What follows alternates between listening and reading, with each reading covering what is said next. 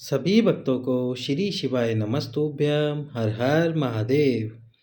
22 नवंबर एकादशी के दिन धन की प्राप्ति के लिए या फिर जिस नारी का बच्चा बार बार गिर जाता है उनके लिए कीजिए ये एक उपाय। ये उपाय आपको एकादशी के दिन, जो कि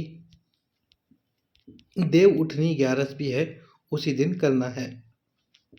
करना कैसे है आपको उपाय? सबसे पहले तो वीडियो को कर दो लाइक, चैनल को कर दो सब्सक्राइब। तो आपको करना क्या है उपाय में? जिन नारियों का या जिन माताओं बहनों का गर्भ 2 या 4 महीने रहकर गिर जाता है, तो जब तुलसी जी और शालिग्राम जी का विवाह करेंगे आप देवउठनी 11 के दिन, जब तुलसी जी और शालिग्राम जी का विवाह होगा, यदि आप घर पर पूजा कर रहे हैं तुलसी जी और शालिग्राम जी की, या आपकी कोई जानकारी में है जो तुलसी विवाह करवा रहा है, तो जिस नारी का गर्भ नहीं ठहर रहा या फिर जिस नारी का गर्भ ठहर कर 2 या 4 हफ्ते में गिर रहा है, 2 या 4 हफ्ते में, 2 या 4 महीने में, तो वही नारी उस स्थान पर बैठकर जहाँ पर तुलसी का और शालिग्राम जी का विवाह हुआ है, वहीं पर बैठकर जब तुलसी और शालिग्राम जी के विवाह में बेर चढ़ाए जाते हैं, जो बोर आता है वो बेर चढ़ाए जाते हैं, उस बेर को वहीं से उठाकर अपनी झोली में गिरा ले और अपनी झोली में गिराने के बाद में वहीं पर बैठकर उस एक बेर को खा लीजिए। उसके बाद में आपका बच्चा अपूर्ण पैदा नहीं होगा, पूर्ण ही पैदा होगा। जिन माताओं बहनों का बच्चा 2 या 4 महीने में गिर रहा है, वे एक बेर वाला उपाय अवश्य ही करें। अब देवउठनी 11 के दिन धन की प्राप्ति के लिए, साथ ही साथ में व्यापार वृद्धि के लिए 7 बेलपत्र वाला उपाय कीजिए। उपाय आपको करना किस प्रकार से है? एक कलश ले लेना है और उस कलश के अंदर जल भर देना है और 7 बेलपत्र डाल देना है। अब जो नंदी जी का एक पैर ऊपर उठा हुआ है, जैसे आप मंदिर में देखेंगे नंदी जी का एक पैर ऊपर उठा हुआ होता है, एक तो ज़मीन के पास में होता है और एक पैर ऐसे ऊपर उठा हुआ होता है।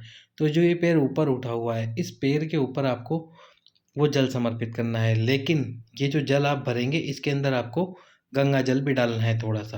थोड़ा सा गंगा जल डाल लीजिए और फिर उस जल को, जो नंदी जी का एक पैर ऊपर उठा हुआ है, उस पैर के ऊपर समर्पित कर दीजिए पूरे जल को।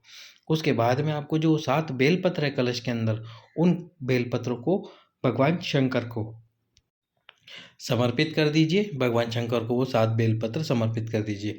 धन की कैसी भी आपको कमी चल रही होगी, समस्या चल रही होगी, वह पूर्णतः समाप्त हो जाएगी।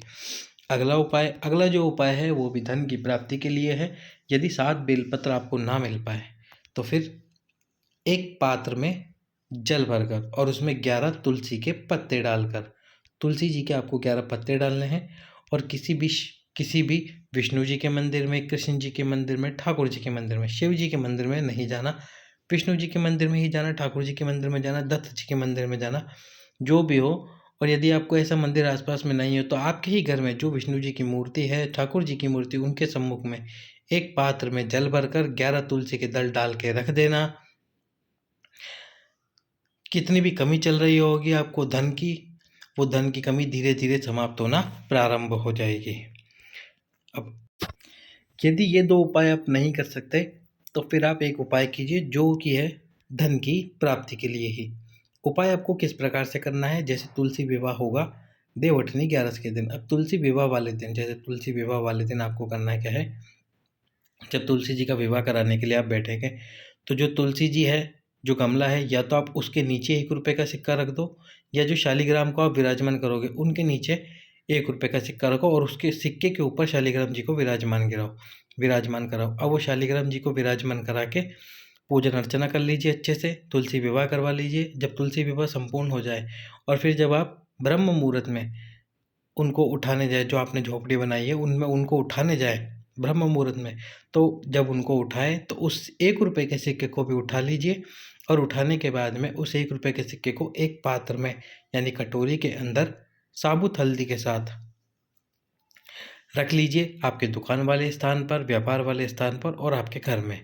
धन की कितनी भी कमी आपको कमी चल रही होगी वह कमी पूर्णतः समाप्त हो।